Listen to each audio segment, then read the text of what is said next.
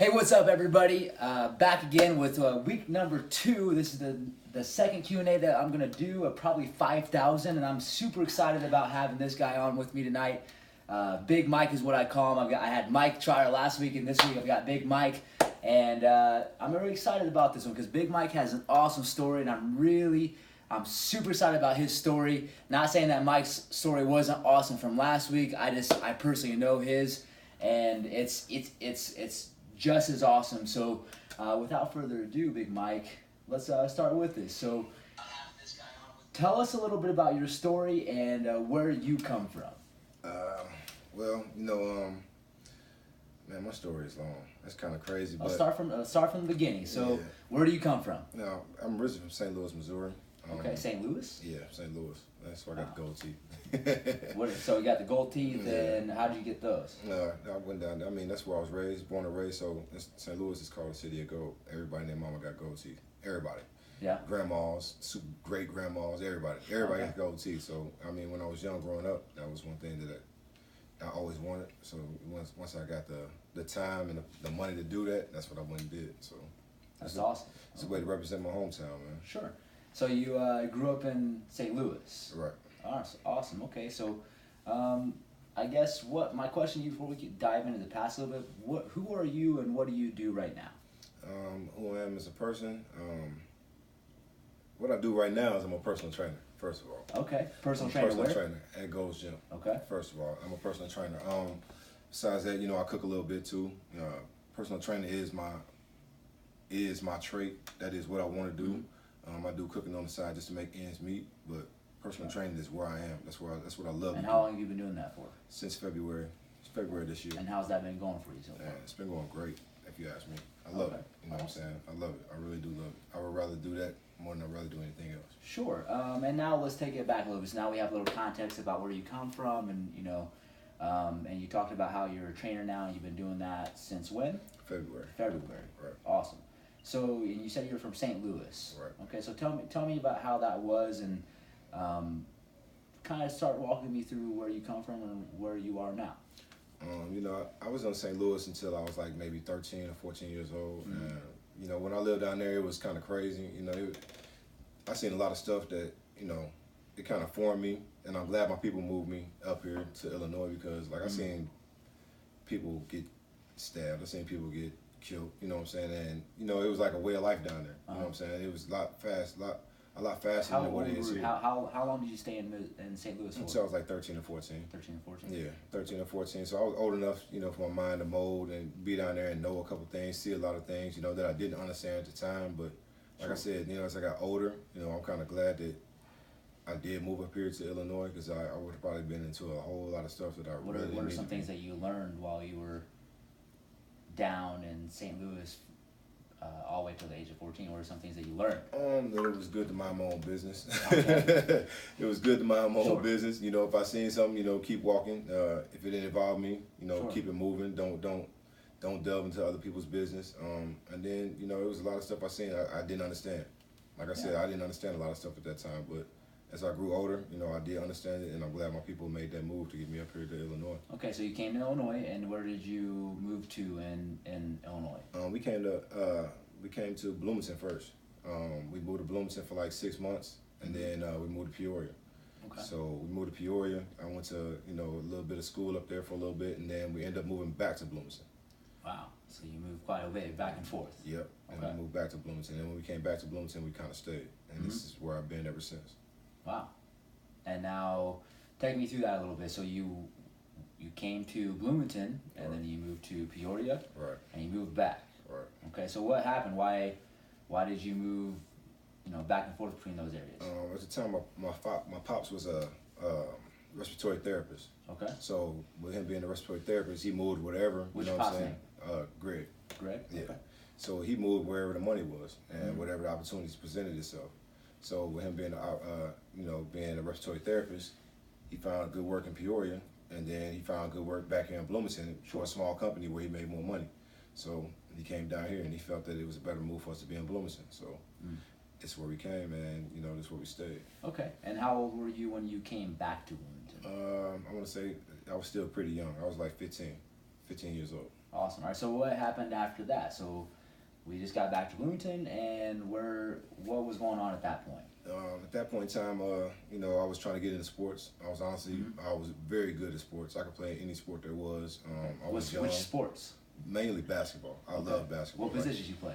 I played a power forward, but I was versatile. I could play any position. I was a hybrid. I was dunking at a young age. Wow, So I could play ball. I just didn't, my people didn't let me play ball because they felt that like me playing ball for some reason was just not right. They really did not see my talent for what it was.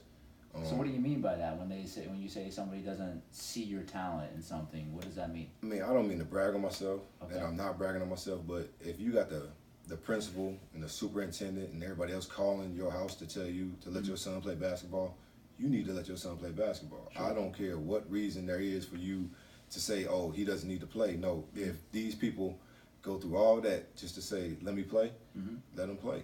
They went to the point. They went to the point of sneaking me on the team without my people even signing any papers to let me play, and I played. That's crazy. Yeah, I didn't care what they said. I went and played basketball. Yeah. So I even got in trouble a couple times. What do you mean? You're young. So getting in trouble. I mean, what does that you're mean? young. You're supposed to have. You got a curfew. You're supposed to be in the house by a certain time. So you came home a little late. Man, I didn't care about no curfew. I'm going to play ball. Okay. I went and got my jersey. They gave me my jersey. The little cheerleaders. What was your number? So. At that time, my number was 35. Okay. I don't know why, but they just gave me 35, so I was cool with it. But I didn't care. So you're playing ball behind people's back. Okay. Right. No question. So what changed and what happened from there? Man, for some reason, somehow, somebody told on me. Okay. Somebody told on me. I mean, because at that point, I was like the star of the team. Okay. That's how bad they wanted me to play. Sure. And somebody ended up telling on me. And my parents, they came to me like, so you playing basketball? I denied it to the fullest, but it was, and they believed me at the time. So when me being young, I didn't know any better. Sure. You got picture day. Okay. So they got the picture day of the basketball team, and who's right there in the picture with the basketball team? You were. Me, like a big old dummy. Somebody showed that picture of the basketball team. They seen it when I took my yearbook on. Okay. Yeah. And so what happened? I mean, when they, how was that? What happened whenever they approached that with you? At that point in time, my people was, they weren't feeling it. They felt like I defied them and their rules. So, at that point in time, that's when me and my parents got onto a binge where we didn't see eye to eye, and that's when I started to rebel. I didn't. Go ahead. Yeah, I didn't listen. At that point in time, it was like I didn't want to hear nothing that they had to say. Sure. So now, when you say rebel, what does that mean? No, I really wasn't trying to hear nothing they was talking about. It was nothing they could say because that was my passion. I didn't want to do anything else but play ball. I mean, I would have went to school. I would have did anything. I would have did anything just to play basketball because I felt that I was that good. I knew I was that good. Yeah. I could see my skills improve so much. Sure. Because that's all I wanted to do. Yeah. And when you took that from me, you took my world. So I wasn't trying to hear nothing they was talking about. Sure. Okay. So you started rebelling against your parents. Right. And how old were you at this point? I was still 15. Still 15. Okay. Yeah. So what happened after that? I started hanging around a bunch of people that I knew. Well, I'm not gonna say I knew. I hung around a bunch of people. I sought out company with a bunch of people that made me feel like they wanted me to be around. They made me feel like they wanted to listen to what I was talking about. They made me feel like I was at home, actually. So I started hanging around them more than I did my own family. You know what I'm saying? And I started conforming to a lot of ways, even though I knew they was wrong. Okay. I didn't care at that time. Sure. Because I felt like that was an outlet for me to be, to let my hurt out, and that's what I did. Sure. So started hanging around, a different type of crowd. Right. So what happened from there? Man, I was still doing good in school. I always did good in school. That was not a problem. Sure. But I just defied my parents. They told me, you got to be home by this time. Man, I'm not trying to hear that. Never came home on time. Never came home. I actually ran away from home more than once. I ran away from home twice. Okay. Maybe 3 times. At one point, my mom, I ran away from home. My mom seen me, and the police had me pulled over, and I had the police go. So I told them, I gave them an alias. Had them beat. I knew I had a warrant. You know what I'm saying? I had a warrant. I knew they was looking for me, so I gave them an alias. A warrant for? Man, I did something. I don't know what it was at the time, but I had a warrant for my arrest for something. Okay. and she knew I had a warrant. And for some reason, I just seen her drive by, and she seen me. She knew it was me. Okay. And I had the police, told him I gave him a fake name. He believed it and everything else. And next thing I know, man, here she come. I see her roll by. I said, oh, it's over with. Man, she came up. She said, man, and my mom, I swear, I love my mom to death, but my mom threw me under the bus. What was Something her crazy. name? Carla. Carla? She seen me. She said, hey, he got a warrant. yo. Your own mom? My own mom. Threw you under the bus. My own mom threw me under the bus, bro. What was that she like? said, man, I didn't give him a chance to see what that was like. Soon as I seen her coming, and she said, yo, he got a warrant. I took off running. I took off. Man, no, you're not today. Nah. Okay. I took off running, man, and I was like, man, I can't believe my mom did that to me, man. I said, that's crazy. Damn. So I end up running. Like the police, they fat out of shape. I'm young. I'm still playing basketball every day. I ghost them. Yeah, well, at least I thought I ghosted them. Well, they know where you live. Right. I didn't run to my house. Okay. I ran and I hid up under a couple cars, man. It was real quiet. Sure. Man, they end up still snatching me up out of there. So yeah. Sounds like you got in a little bit of trouble. Yeah, I definitely did. I definitely did. Awesome. And how old are you, Big Mike? Because we're tracing, quite a bit of history right now. So how old are you? I'm 39. Okay, so you had some tussles and you had some, things going on in high school, right? And it doesn't sound like it was the best of situations, or you got in the wrong crowd and it started to almost snowball down, right? So what happened after that? You graduated high school, and I know you said you could have been real great at ball, and that sounds like that didn't necessarily work out for you. So, what happened after that? Well, I didn't even finish. I honestly didn't even finish school. I did homeschooling. That didn't work. And honestly, man, I like I said, I was very smart. So, I got in trouble a couple times, bumps and run-ins with the law. I can't even remember how many. I was just stupid at the time. Okay. But I ended up getting locked up when I was like 16 or 17. I was 17 years old, and they told me that as long as they told me if I don't get my GED, that I wasn't going home. Okay. So they gave me like maybe 3 months. They said, man, you gotta have your GED by this date. 3 months down the road. Man, I went and got my GED in 2 weeks. I said, no. Okay. I went and got my GED 2 weeks. And the lady told me, like, man, you're a very smart young man. Why are you in jail? You need to go get yourself in college. And, I didn't listen to her. I just want to get my GED so I can get out of jail. I'm not trying to hear nothing you're talking about. So I got out of jail. At that time, man, I thought, I was stupid, man. Back then, people were dumb. They influenced your mind, like going to jail was cool. Like So what do you mean by that?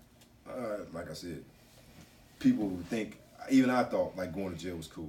Okay. So I would go to jail. I mean, I'm not gonna say I just went to jail for anything like dumb stuff, but I mean, that was like a strike. Oh, you went to jail for this. All right, you went to jail. But now that I look back at it now, as years went on, like that's the stupidest thing I ever thought of in my life.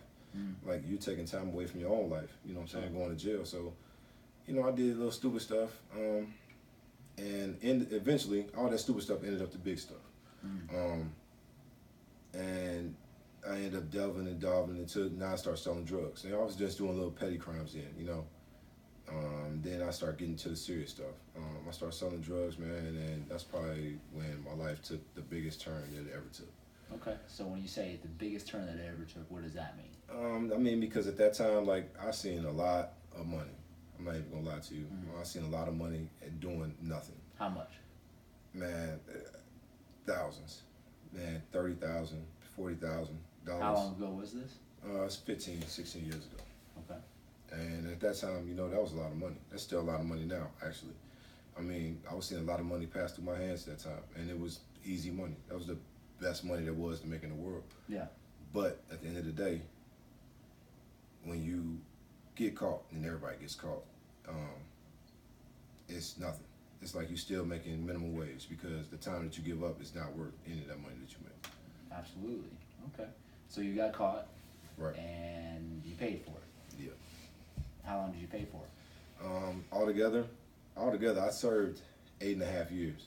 Okay. But I did a year and a half, maybe 2 years, on not house arrest and in the halfway house. So I did 10 years altogether. Okay. Now, I mean, I personally, I've never been to jail. I don't know what that's like. So tell me how what that was like. When I first went to jail, I was fat, a fat boy. I was out of shape. How much did you weigh? 330 pounds. Wow. Right. Okay. So I was super fat, And you know, at that point in time in my life, that was like the lowest point in my life because at the time when that happened, when I got locked up, first of all, I didn't get locked up, and I'm gonna set the record clear right now. I didn't get locked up or catch my case because of me. All right, love that. Let's go. Yeah, I'm not gonna brag or nothing like that. I mean, I can because that's what I do. But at the time, that's what I did. Okay. I was cold. I did what I did, man. Sure. I was very careful. I was very smart. I didn't get caught because of me, and I'm not putting the blame on anybody else, but I got caught because of somebody else's, miscalculations or whatever you want to call it. Okay. And so what do you mean by that? Let's dive down that before we get to how everything else was. How did you get caught and why? I got caught because somebody else had a warrant. Okay. And they didn't go take care of that warrant, and they knew I had the money to bond them out of jail. Like they was helping me out greatly. Without this person, I would have been messed up. I'm not gonna say their name. I'm not, I'm gonna leave it like Absolutely. where it is. Yeah. But they was helping me out a lot. They bond was nothing but $1,000. $1,000, man. That was nothing. $1,000. I spent that at the strip club at a night. So that was nothing, or whatever. I could spend $1,000 and wouldn't even think about it. Go turn yourself in. Why Sure. let's go get this taken care of. So they didn't get that taken care of. And when they didn't get that warrant taken care of, everything else just went down the hill. So the police were looking for them, and at the end of the day, their parents, once again, their parents called the police on them because the police was coming to their house. Yeah. Okay. And that resulted in everything going downhill. So they raided the crib that I had everything at, and yeah, they found a whole lot of drugs, a whole lot of guns, and that person, and I don't blame them. They didn't take the weight. I don't blame them at all. I don't hold no guilt, no bad feelings towards that person, anything. Sure. I mean, I understand. They didn't hold their weight. They was like, man, yo, it's not mine. All right, cool. I'm not tripping. But I took it, and that's what it is. Okay, so it sounds like this is it sounds pretty frustrating at that time. Right. Okay, and let's fast forward a little bit. You got caught, and you got sentenced a little bit. Right. What was that like? What was being in jail like? Describe that to me. Being in jail is messed up, man. Like I said, at that whole point in time, like my life was like all messed up, man. I had just lost my grandfather, you know what I'm saying, and that was one of my main male figures in my life. You just lost him? Yeah, I had just lost him like right before this raid happened. Before the raid happened, I lost my grandfather, Robert. And like 2 weeks later, I lost my father. So at that point in time, I was the oldest male in my family, you know what I'm saying, or the oldest male that had anything to do with my immediate family. Yeah. So that kind of put me in a position where I was, the head of the household. Not only the household, but of my whole immediate family. Things rolled down pretty quickly. All right. And then the raid happened, and then after the raid happened, I get locked up. Wow. And what did your grandpa and father die of? My grandfather, he died of basically natural causes, but, he had diabetes, and he had lost... How old was he? My grandfather was 60, maybe 66. Okay. And he lost both his legs to diabetes. Wow. Yeah. And my grandfather, my father, he died from cancer. Never did a drug in his life. Okay. Never smoked anything in his life. Never drank a hard drink in his life. None of that. Okay. Yeah. So that stuff right there was like an eye opener to me, man. And I was at that time, like I said, I was 330 pounds, man. I was had my hands in a lot of stuff I knew I didn't need to be in. And when I got locked up, man, it was like it opened my eyes to that I needed to change right then and there, or I was gonna die at a young age. You know what I'm saying? So at that point in time, I was fat, I was overweight. I could be talking to you right now at that point in time, and I would probably fall asleep. Like I would probably fall, my eyes would close, and I would fall asleep right here talking to you. That's how out of shape I was, bro. I would walk up the stairs and be out of breath. Like, yeah. How did that make you feel? Man, that was terrible. I mean, at the point in time, like, you couldn't tell me nothing because I had money, but inside, I was like, man, this shit's got to fucking stop. And, I mean, that's real talk. Like, I said, man, after I see my pops and my grandfather, I said, man, yo, nah, I can't have this happen to me, man, no. And I seen it happening. Yeah, and then you got locked up right afterwards. So what did you do to change that? I mean, and I know how things are going, but tell me a little more about that. The first day I got to jail, I had to have surgery because my esophagus had closed up on me. Wow. So my esophagus had closed up on me. I couldn't breathe. I couldn't swallow. I couldn't eat. They had to have surgery. So they opened my esophagus back up. I'm like, man, I'm fucked up. I mean, yeah, that's just real sound talk. like you had a Right. lot I just said, of- man, you had a lot of things I'm going literally on got to at get that myself time. in order, man. And I looked in the mirror, man, and I was like, I'm looked in the mirror and I was like, man, how? Like, how did I even let myself slip like this? I looked at my face. My face was super fat. My neck was fat.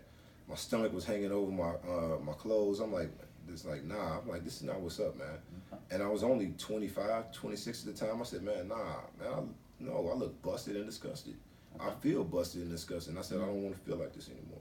And I knew if I didn't change my life right then and there, man, and I knew I was gonna die. Plain and simple. Sure. That's all it was. I knew I was gonna die at a young age. I would have had diabetes, high blood sugar, heart problems, all that. And that's not the life I wanted for myself. Sure, that's awesome. And that, man, you just unloaded a lot of things going on. You had surgery in your esophagus. How does that even?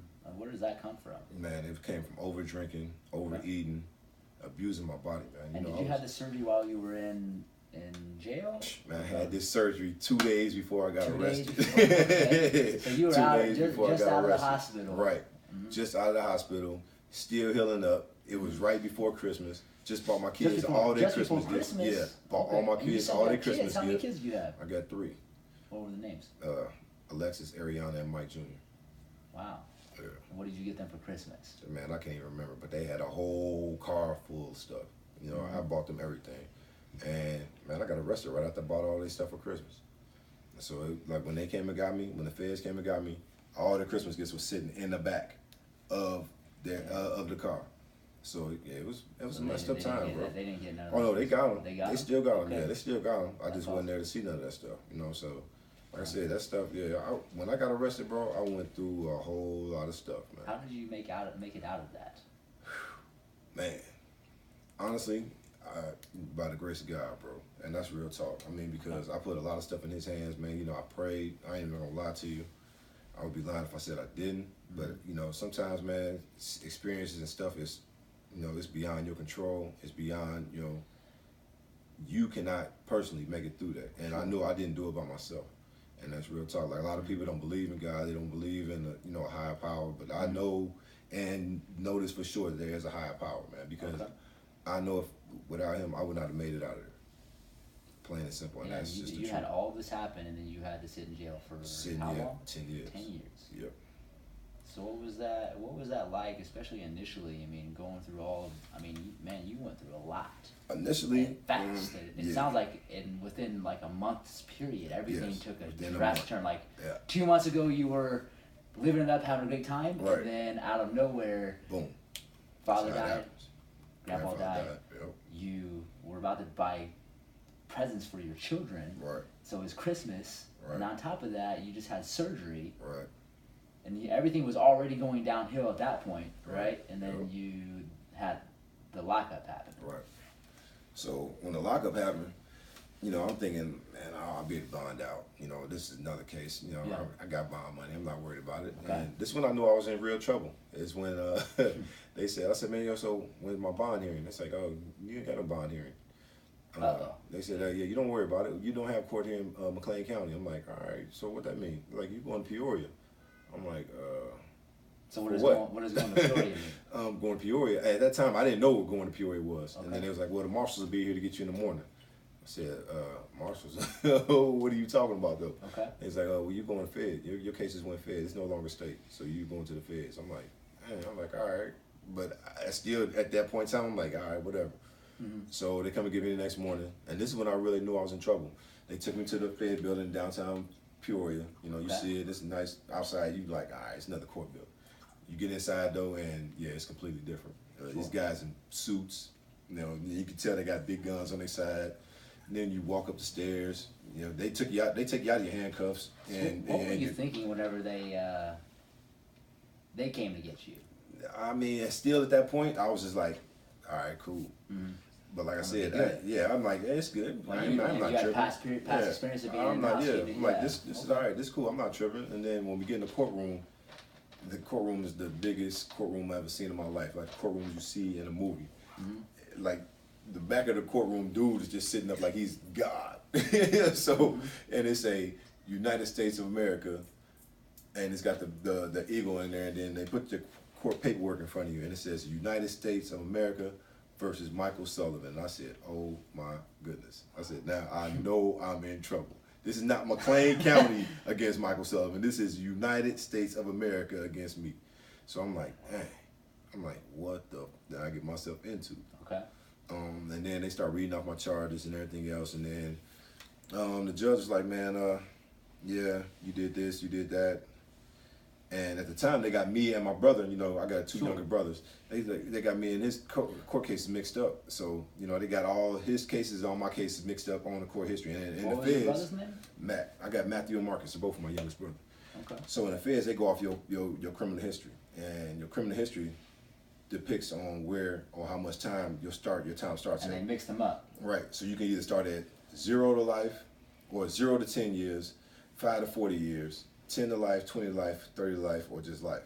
Mm-hmm. So I'm like, all right, you know, whatever, man. He get to talking, and he's like, yeah, he's like, with your past record, yeah, you get you get no less than mandatory life. I said, ho. I said, man, you got the I said, you got the wrong person, man. Yeah. Okay. I said, you got the wrong person. They like, man, get your client. I said, nah, I ain't gonna get your client. I said, man, I was quiet until then. I'm like, nah, you got the wrong person. Y'all need to go back and do some history or something, because there's no way I'm looking at mandatory life. Okay. And I mean, but long story short, yeah, they ended up getting it right. I wasn't looking at mandatory life. They got us both. They got both our records messed up. Okay. But at that time, I'm like, man, mandatory, man, fuck you, got me fucked up. Okay.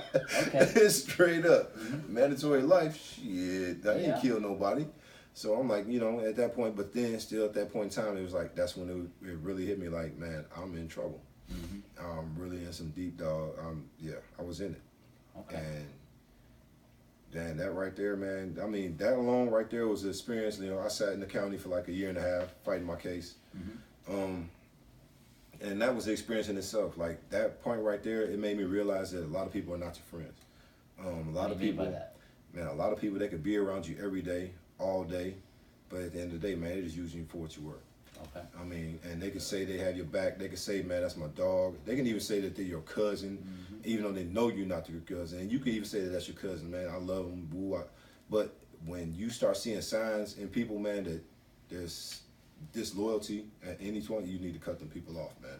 Because them people are not doing nothing but leeching off of you, man, and for what you're best for. That's it.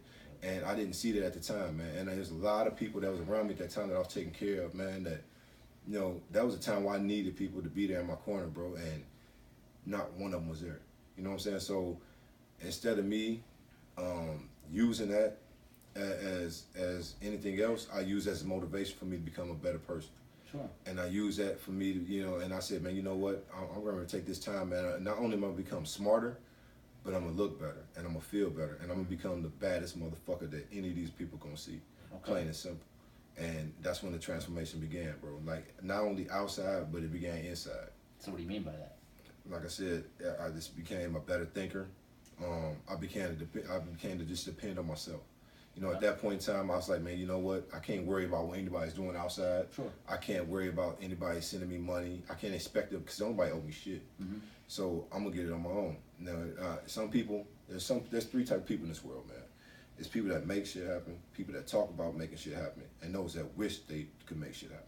Okay. And honestly, I'm one of those people that make shit happen. Mm-hmm. So I can't wait on the next man saying he gonna do this for me, he gonna do that for me. I'm gonna go get it my own, bro. And that's when I realized, like, you know, I can't wait on them. I got to get me. So I started hustling when I was in jail. So what does that mean? Man, listen. If somebody, I knew I had money, and I knew I had money, and people that knew me knew I had money. Mm-hmm. But that don't mean nothing when you're in jail. Sure. So, man, listen, I did whatever I had to do. Y'all need me to cook for y'all? I'll cook for people. You know what I'm saying? I didn't trip. I didn't care. I'm humble. I know I'm messed up. You need me to train you? I was training guys in jail. You want me to train you to lose some weight? Let's go. I'll train you to lose some weight. Man, I had girls. You know what I'm saying? I had 2 girls, so I knew how to braid hair. You need your hair braided? Well, let's go. I'll braid your hair, bro. Mm-hmm. I did whatever it took. Man, I need money, so I did whatever it took for me to get money. Yeah, ain't no question. So I have no problem putting in work, period. So when I got to the joint, you know, and that was in the county. So you sat in there for a year and a half? I sat in there for a year and a half, grinding on my own. You found out what was going to happen. You got convicted. Right, yep, right? I got convicted. And what happened after that? I got convicted. you know, you hear a lot of stories about the feds Sure. when you're in the county. 'Cause a lot of guys, they coming back one way or the other, and they tell you about how the feds are. And you're like, man, I don't believe that shit. Man, you lying. You know, it ain't that bad. So I get my time, and this is when Derrick Rose was in his prime. They was playing the Celtics. Okay. And It's back in what, like 09? this was like, yep, like 09, 08. So we catch a plane, and everybody tell you like the planes and the feds are fucked up. What do you Excuse mean by my that? language. Like they are the worst planes in the world. They will get you from spot A to spot B, but Okay. they on the outside, they was like, there's always this plane on Conair with duct tape on it, and I happened to get on this one with the duct tape on the wing. So we got on there and whatever, and the plane, as soon as we landed in Minnesota, Rochester, Minnesota, man, the whole plane just turned off. Like everything. As soon as we landed, everything is blacked off. I said, so does that happen all the time? Yeah, I'm like, what's up? Is this what's up? They like, oh, it happens all the time. Don't worry about it. They say, you scared? I said, yeah. Why wouldn't I be scared? The whole plane just cut off. Y'all don't even know what's going on. It's like, oh, it's cool. It'll happen all the time. But like I said, at point A to point B, we made it where we needed to be. And so, Where was this at? This is Rochester, Minnesota. But we went everywhere. When you get in Conair, you fly everywhere. You will fly 6 different places in one day. Wow. Yeah, and you will have to sit on that plane. There's nothing to talk about. Like the movie Conair, that's exactly how it is on the plane. Okay. Sitting outside, they got the guns, all that, you know. And that's when I really knew for real that this was real. Everything that I heard about the feds was real. Wow. So we get to intake, and this is after Oklahoma. Oklahoma, that's really nothing to talk about. But we got to the intake joint, and you know, like I said, you hear a lot of stories about the joint, and you're like, man, they're faking. This shit ain't real. We getting processed in, and man, not even 10 minutes after we get processed in, the body alarm goes off. And the body, for people that don't know what body alarm is, that's when something happens to somebody. Either they get stabbed, somebody got beat up, or either somebody gets killed. Yeah. You know, so we get there and we're sitting in, we can't even go upstairs because the body alarms went off and somebody just got killed upstairs over some tennis shoes. So yeah, and this is not even 10 minutes after me getting in the door. So what were you thinking at that point? I said, man, this is some shit. Okay. I said, man, this is real. Like, and I knew right then it was like, man, I'm gonna have to fight. I might have to fight for my life here, one way or the other. And I said, man, I'm going home. I don't care what. I'm gonna do whatever I got to do to go home, plain and simple. And that's how I live for the rest of them days. Sure. I worked out like I was gonna have to fight for my life, literally, because at any given point in time, that's what you might have to do. Yeah. And that's how real it was. Like, people die over shoes. People die over cutting somebody in line. People die for not showing respect. Like, if you tell somebody, if you cutting from somebody and you bump them and don't say excuse me, that might be where you just lost your life. That's how strict and crazy it is. And some dudes are that institutionalized, or they take respect that far. Like, you have to respect them or you will die, plain and simple. So were there any instances where you were questioning or thought something would happen? Oh, it's a lot of instances where stuff happened, and I mean, I'm not ashamed to say it. Like, I mean, you know, in there, man, there's certain things you got to do, or certain things you got to have in order to make sure that you're gonna get home, because there's no code in there, man. Like, so anytime, all this over doing what? selling drugs. You locked up with people who... Man, people that listen, it was people that was never going home. People that had life plus 120 years. People that had life upon life. You in the same we place. all sitting in the same place, bro. These people that didn't care, you know what I mean? And some of these dudes were the most humblest guys that you ever meet in life. Some of them, and that's how they were. But if you one single thing like that, and they will flip the switch. Yeah, okay. They will flip the switch. A couple times the yard went up, and people don't know what the yard went up with. There was an altercation. It was a big altercation. The blacks got into it with the Mexicans. Like, in there, it's very political. Not only is there race cars or race, different races where they're isolated, but you got isolation of where you from. So, with me being from Illinois, the guys from Illinois, we all stick together. And then you got it's even a smaller group, the guys from Peoria and Bloomington and Decatur and all that, we all stick together. But with me being in Pennsylvania, it was just all Illinois, all Indiana. So it's just the Midwest car. All the dudes from the Midwest stuck together. All the dudes from Pennsylvania, they stuck together. New York, they stuck together. So anytime something happened, like the whole car would push. Yeah. Okay, say Illinois got into it with Pennsylvania, then the whole car would go into it. Wow. So it's very political, but at any given time, it could be the Mexicans against the blacks. They go crazy. And that's exactly what happened.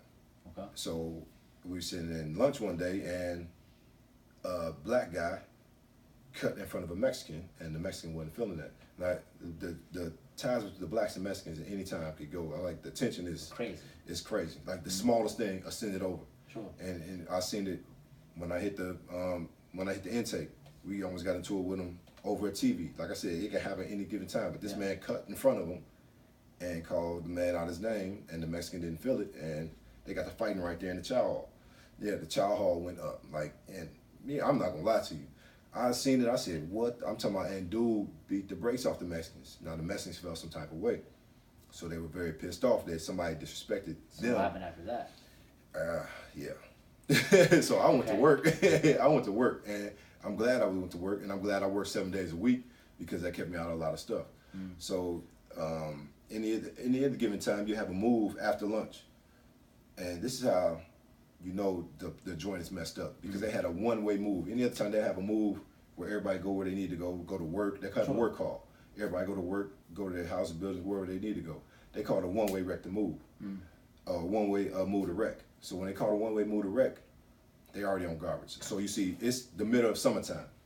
It's July. Okay. These guys going out there with coats on and everything else. So you already know they own garbage. They got every weapon they can think of in their coats. Police not searching them. Police don't even care. Mexicans, blacks, they all go out there. And I said, man, this is all bad. I said, this is all bad. Yeah. And bro, not even 30 seconds later, all you see is police running from the administration building. Now, the administration building, that's where the warden is. That's where they got all the guns at. That's where everything else is. And they just kept on running out there. And the people was out there fighting for like 2 hours. So they had to go out there and break it up. People got helicoptered out. Like I said, luckily I was working. I ain't have to deal with that garbage. You got lucky. Yeah, but we locked down for 45 days. Sure. So yeah, it was definitely fucked up. Wow.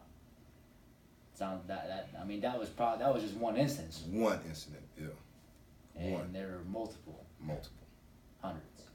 I'm not gonna say hundreds, but it was a lot. There was different things that made me realize like, man, this is not worth me coming to jail, bro. Sure. And I'm gonna tell you the one incident, and that wasn't even the most overpowering incident.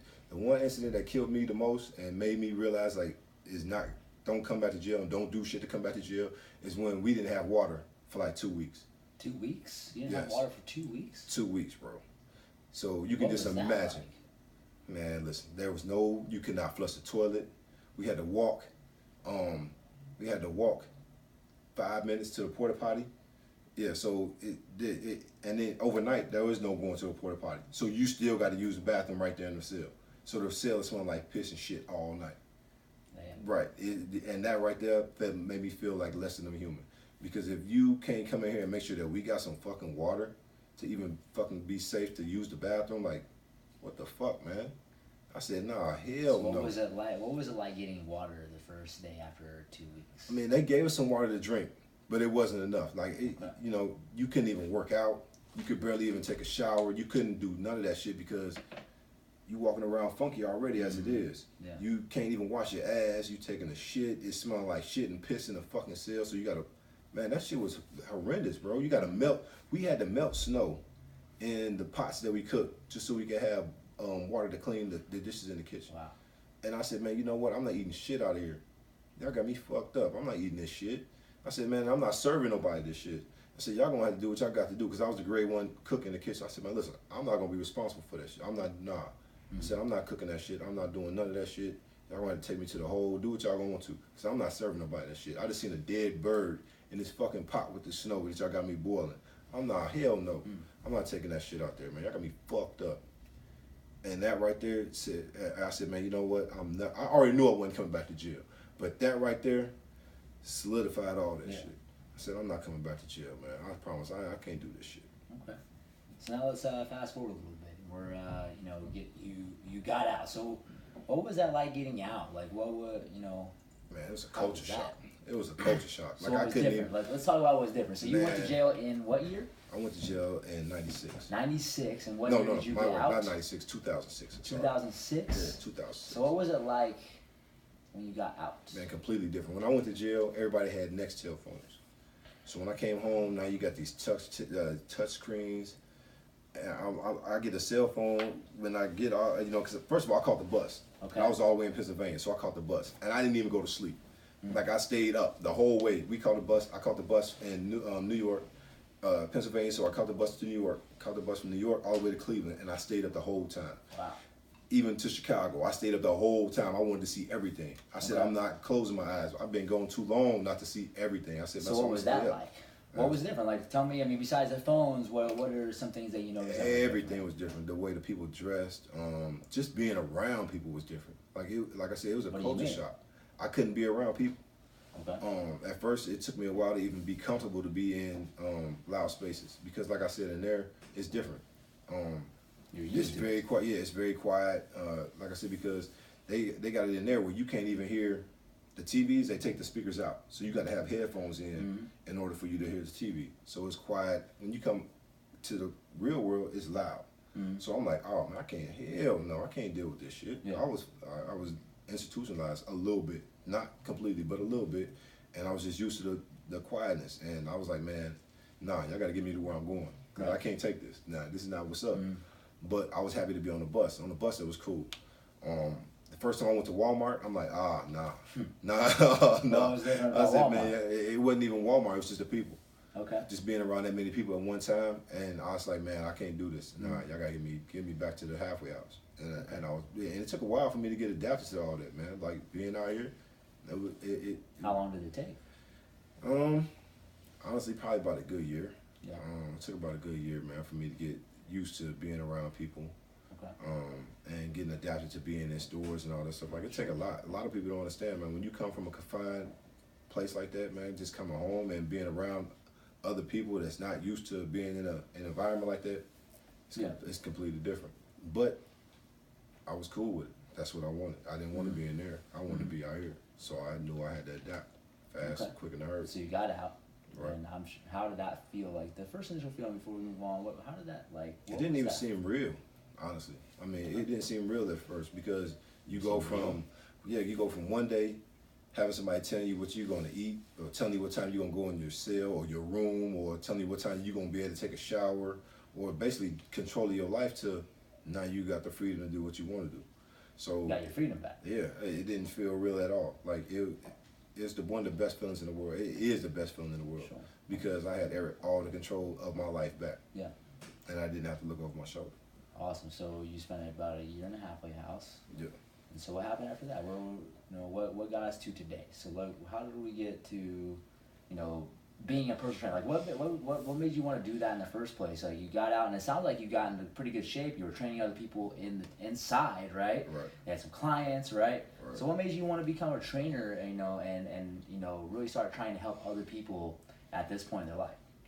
What made me want to help people is that I knew that deep down inside that when I started seeing a lot of people out here, and I seen how they that look in their face, I seen that same look in my face when I looked in the mirror, and they need help. They're screaming for help. They just don't know how to ask for it. Okay. And when they do ask for it, they still need a push, and they need to see a real life experience. And I love helping people. Sure. Because that. For some reason, that's like the best feeling in the world. You know what I'm saying? Where does that come from? And I know we've talked about your past a little bit. Where does wanting to help people, as bad as it sounds like you say you do, where does that all come from? No, it probably came from my parents. Because regardless of what my parents not letting me play ball, they still instill good qualities in me. Okay. So that came definitely from them and their upbringing. Like helping people. That's something that I always did, regardless of what road I went down. I still help people. Like. You could call me any day. If I got it, you got it. If I mess with you, if I got it, you got it. I don't care what it is. I'll give you my last. I'll give you whatever.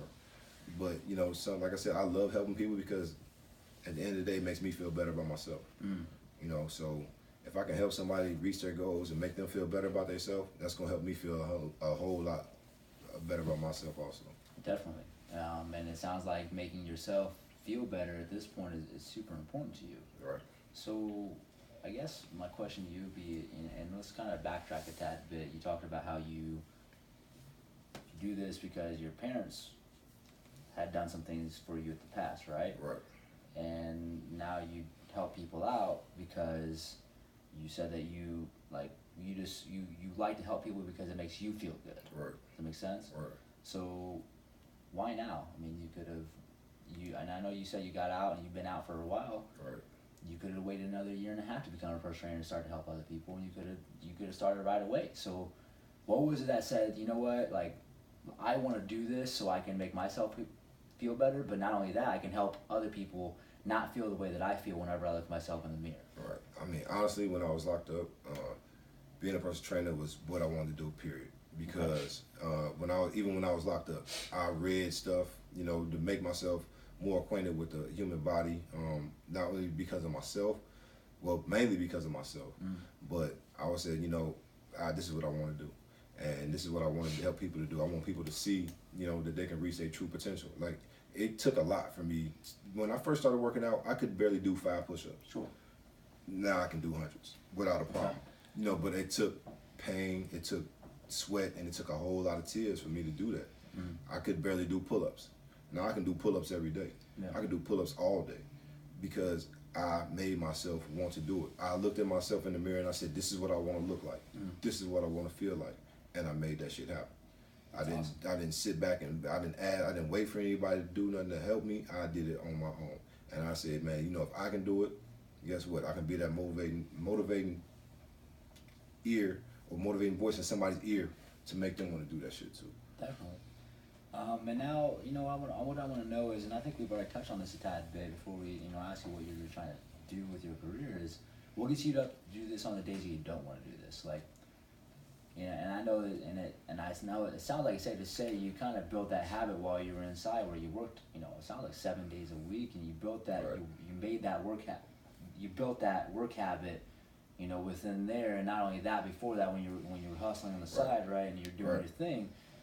But what gets you up to do this on the days you don't want to do this? Because, I mean, just from what I've heard within this interview, you told us some pretty dark things, and I mean, a lot of people would have called it a day after that. I mean, that would have been it. After all those things that happened back to back to back, they would have called it a day. That they would not have come back and been as resilient as you have to this point, right? And that comes from doing things when you don't want to do it, right? Yep. So what gets you up to do this when you don't want to do this?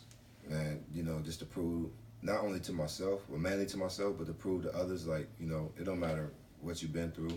It don't matter, you know, what your past is, whatever the case may be. What do you feel like you have to prove? I'm still a bad motherfucker, period.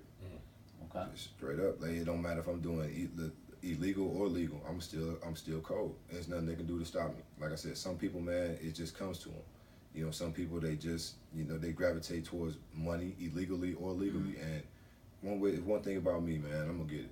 So you got another chance, and you're ready to Right, get back. and I'm gonna do it legally. You know what I'm saying? I'm gonna show them that I can ball not only illegally, but I did it illegally. Now I'm gonna do it on the legal side. Sure. And like I said, I'm a hustler, man. I don't mind putting in that work. I'll put in that work. I'm a workhorse. I don't care about work. Definitely. And that's why I train myself in there. I'll work 7 days a week. I'll work out 7 days a week. I didn't care. I trained myself in there so when I came out here, I could be a cold man, plain and simple. That's crazy.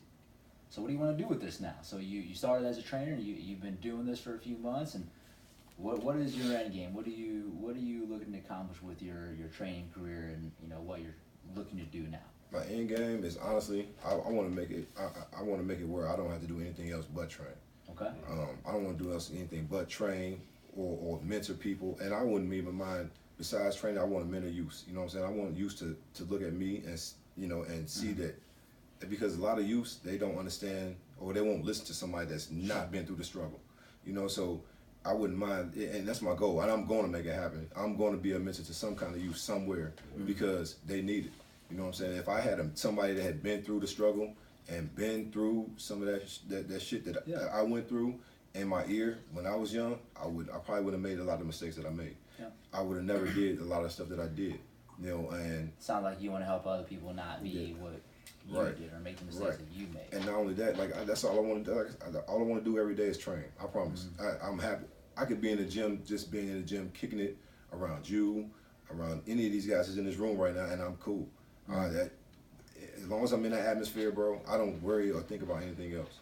That's So awesome. as long as I'm in that atmosphere or in the gym helping people or making them feel better, that's what's up. I want to make it where my name is known, and I'm gonna keep on hustling until I walk in the room and everybody knows my name. Plain and simple. And it's not gonna be because of the legal stuff that I did. It's gonna be because of the legal stuff that I did. That's awesome. And I want to leave a positive imprint, before I leave this earth. Like they're gonna know what my name is, and it's not gonna be because of the bad things I did. It's gonna be because of the good things I did. That's what I like to hear. Yeah. Well, honestly, I don't know if I necessarily want to ask any more questions after you talking about that. I think your story is crazy, and you've been through quite a bit, and I'm super excited to see what you do from here. Is there anything else that you want to leave us with? Not really, man. I think I left you with everything. Pour your heart out. I think I left you with That's how I love everything, it. man. But at the end of the day, man, like I said, man, it's a lot.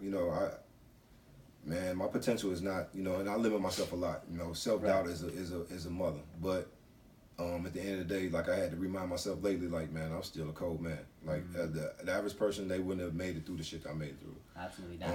And like my main saying is like, I'm gonna surround myself around people that I know gonna help me do better.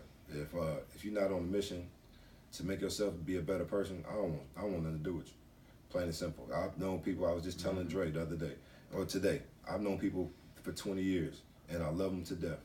I think I told Mike this too. I love them to death, but guess what? I can't have any dealings with them, bro, because they're not. Their mindset is back then, and I'm moving forward. Yeah. So if you're not moving forward, you're moving this way, you're moving that way. I can't have no dealings with you, because all I see is forward, man, and that's it. And that's all I want to see. That's awesome. Well, with that in mind, that's awesome. I mean, I'm excited for you. I'm really excited for you. Thank you for sharing your story. And I know the people that listen to this, it'll go to the right people. So with that in mind, we're going to wrap it up. Outside of that, what's your IG? I mean, now let's give us some ideas on how we can connect with you. So what is your Instagram? And how can somebody that watches this get a hold of you? Instagram is super_Sully6, so it'd be super_Sully6. Super Six, the number 6. Sully 6. Yeah, Okay. Sully 6. Sully Right. 6. All right. Well, if you're watching this and you don't follow him, you better, because he does. If you made it this far, then you just listen to his entire story, and you know how awesome and how incredible this guy is. So, without further ado, you know who I am, Coach Kurt.fit on Instagram, and we out.